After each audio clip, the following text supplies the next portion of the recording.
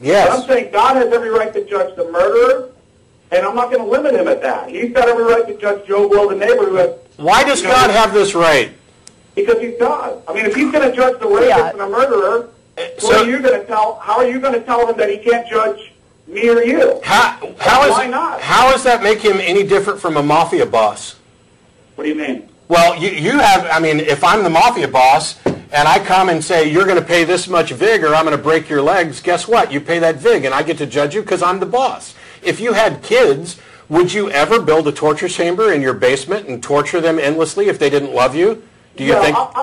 I want to get to the subject of how I agree. Of course you don't, because it shows the weakness of what you're saying. You're saying that God brought you into this world, he can take you out. God is the ultimate boss, and he can do with you what you want. And I say that with that kind of power comes responsibility, and it's patently absurd to go ahead and grant to some deity, whether he exists or not, that he has the right to treat the person who lied and the person who raped equally, as if they've committed equal wrongs. It's absurd, and you fundamentally know it. I'm saying, I agree with you for the sake of argument. I'm not going to get into the subject of hell because that's a completely different subject. I'm not trying to dodge it. But what I'm saying is we can't limit God's judgment to only rapists and murderers. I didn't ever say that. I didn't ever say that. You're applying it. You're saying, how could a rapist or a murderer have a deathbed conversion while like me or you... I gave a specific example that showed the high contrast. Now, let me give a slightly different... I think you're limiting the judgment power of God. He can judge all of us. And I say he can't judge any of us, whether he exists or not. Okay. There you go.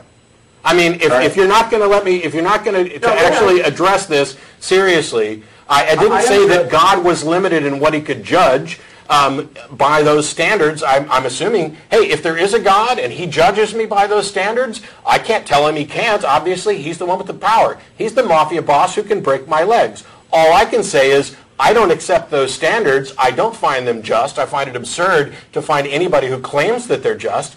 I'm not saying who he can and can't judge because I don't have that power over him, except for the fact that he's a fictional being as far as I'm concerned.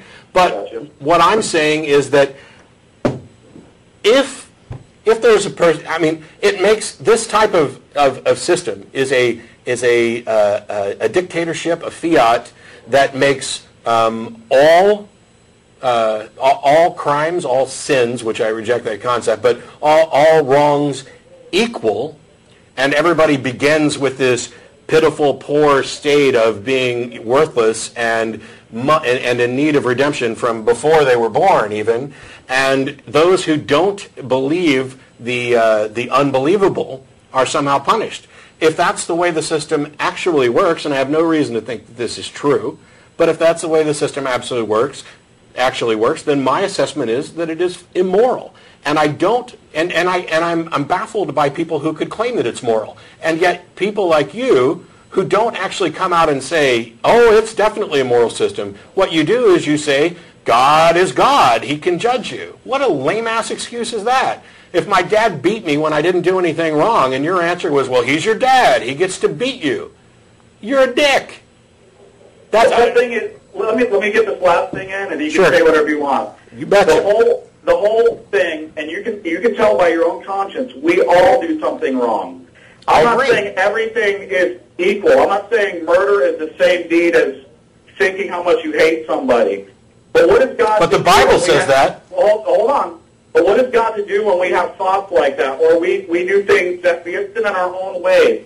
We don't have to be a Jeffrey Dahmer to be a sinner, is what I'm saying.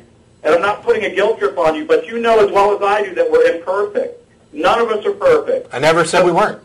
Okay, but that implies we all break some kind of moral standard. That's why we're all held accountable, and that's why our actions can't get us out of it, because by nature we do these things. And that's why, and the whole story of God is not that he's going to break our legs, it's he sent Christ for us. Oh, bullshit! No, bullshit! No, you're done. You're done. That is the biggest. That is the excuse. That's the mafia boss saying, "I'm going to break your legs unless Jesus Unless is what? the unless in the story. Well, unless you pay me would be the mafia boss, and that's what Jesus would represent. Jesus is the loophole. Jesus is the unless in the story. It does not make God moral. It does not make the biblical story become suddenly valiant and worthy of respect. Well, in fact, killing somebody that is admittedly innocent in order to compensate for the None crime of us someone are else innocent, did. though. That's what I just But said. He's people talking say, about Jesus. Jesus. Oh, I'm To sorry. slaughter an innocent person and say, well, that's just recompense for the crap you did, that's not moral either. Plus, it's absurd, this idea of blood sacrifice. It is. How in the world does bleeding make somebody that did something wrong all of a sudden not You've be wrong? got this system that I say is immoral, and you think that the correction to this is for God to sacrifice himself to himself as a loophole for rules that he created that were unjust, and that this makes the rules just? That's crazy. I think at the end of the day, we all still sin. We all know we're all imperfect. But your mafia scenario is, I don't think it's accurate. You're saying the mafia boss is saying, I'll break your legs or else. Yeah. I'm saying the mafia boss has every right to break your legs, but he doesn't. Okay. Fine, you're done. I hung up. He does. The mafia boss does not have every right Unless to you break pay my up. legs. I'm sorry that your religion has so polluted your brain that you're unable to actually see what is immoral about what you're thinking. But that statement from you sums up everything that I tried to say 10 minutes ago. The mafia boss does not have every right to break his legs. And the moral and just thing to do is to stand up and say, no, you don't. And if somebody is asserting that they're working for a mafia boss and this mafia boss doesn't even necessarily exist and they want you to pay, which is exactly what's happening here because we have no reason to think that this God exists. I don't care if he does, this particular God that you're talking about. It doesn't matter. It's immoral. It's nonsense. It's immoral and it's nonsense. He doesn't have the right to break my legs. He doesn't have the right to judge me. And if he does so, if he happens to exist and do this, by standards that I happen to think are immoral, then he's a dick. I may not be able to do anything to stop him, but the ant can't do anything to stop me from squishing it. But it doesn't make me any less of a dick. How dare you come on here and apologize for it and shuffle actual comments that you and I both know. You know what's right and wrong. And shuffle it off as, oh, you have a conscience and you've sinned. Okay, well, that's irrelevant. We haven't even talked about that yet, about how I reject this notion of sin, or that, as Tracy pointed out earlier, that thinking something is somehow wrong. And then you come on and, no, Jesus is the excuse. Let me tell you something. According to the Bible, God basically chucked everybody into the pool and said, I got a life preserver. Anybody want to not drown?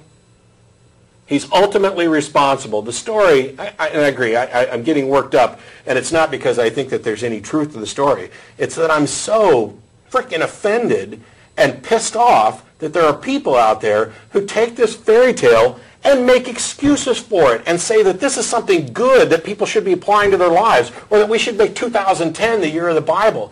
Listen to yourselves. I'm more moral than that, and so are you, and you guys need to just own it. It's insane. Ugh.